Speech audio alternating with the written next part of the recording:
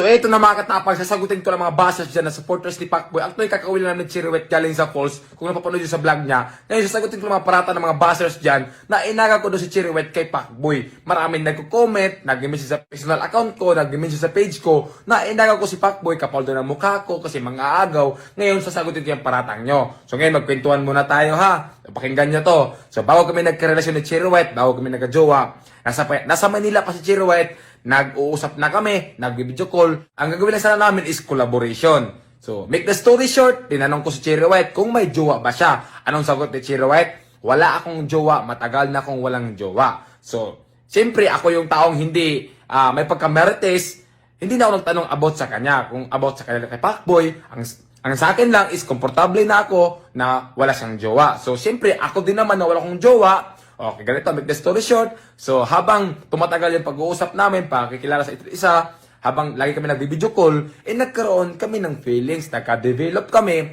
hanggang umabot sa punto na pumunta siya ng Cebu, nagkaroon na ng something sa aming dalawa. So, wag yung sabihin na inaga ko si Chiriwet kay Pacboy. So, imposible naman ang babae papatol sa isang lalaki na may karelasyon. Alam nyo yan, girls, na hindi nyo gawain yan na magpag-relasyon sa ibang lalaki na may relasyon kayo. So, di natin alam kung anong rason kung bakit wala na sila ng Pacboy.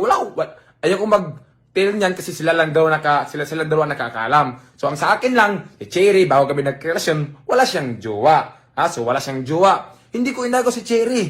Hindi ko inagaw. Alam niya ni Cherry, hindi ko siya inagaw. At ito pa, hindi ako yung klaseng lalaki na basta-basta lang dyan. Kasi hindi ako pogi. May prinsipyo din ako. Ako yung lalaki na pag nilawayan na ng iba, ayaw ko na rin lawayan. Ganun ako. Hindi ako yung lalaki na makipaghati sa isang babae lang. Ayaw ko na may kahati. Kaya wag yung sabihin na nang aagaw ako kay Chiriwet. Si Chiriwet mismo nakakaalam niyan. So hindi ko alam kung anong rason nila kay Pacboy. So ang sabi lang sa akin, matagal na siyang walang jowa. So hindi ko tinanong sila about sa kanila ni Pacboy. Yun lang kasi privacy nila yan. So ito pa, naiinis ako eh. Sabi nila, content lang daw kami ni Chiriwet. Intindihan ko kayo kasi nga nangyari sa akin nung nakaraan na nag-reveal ako ng jowa na hindi ko jowa. So ngayon, imposible naman na content lang kami, di ba? Halos na yun sa vlog namin, puro nangalaplapan. Sasabihin nyo, content pa rin?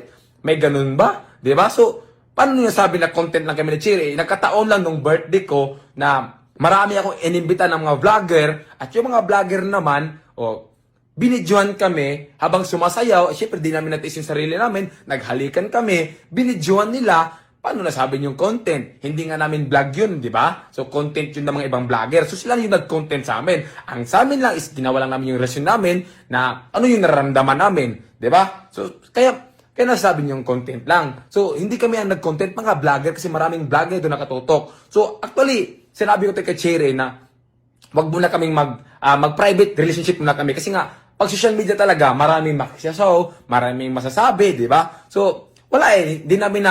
Hindi namin natiis yung sarili namin na gawin yun sa birthday ko. So, maraming mga vlogger nag-video, kaya ganun yung nangyari. So, sige lang, hayaan nyo na mapatunayan sa amin na hindi content lang itong ginagawa namin. Sabi ko nga kay Cherry na itong ginagawa namin is bonus na lang to sa vlog. Itong pinapakita namin sa inyo, bonus na lang tong anong meron kami sa relasyon. Kasi hindi ko rin naman gusto na mag-reveal social media. Nagkataon lang talaga na yung nag-reveal is yung mga vlogger doon. Maraming nagbibideo na naghahalikan kami, di ba? So ano pa yan? At yun lang kinainisan ko na mang-aagaw ako ng jowa. Hindi ko yung gawain ng mga agaw ng jowa. Kung alam ko lang na may jowa si Cherry, ba't ako papatol doon? Ang mangyayari lang sana doon is collaboration. Magkukulab lang sana kami ng vlog.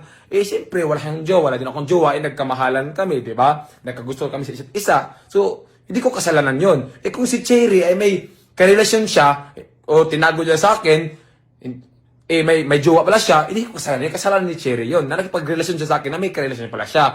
Yung inamin sa akin, wala siyang jowa, di ba? So, hindi ko kasalanan yun. Kasalanan ni Cherry yun. Pero, wala naman talaga. Totoo naman talaga na wala siyang jowa. So, yun lang. Huwag yung sabihin sa akin na mga ahagaw ako. Kasi hindi ko yung gawain. Hindi ako yung tao na nakikipaghati sa isang babae.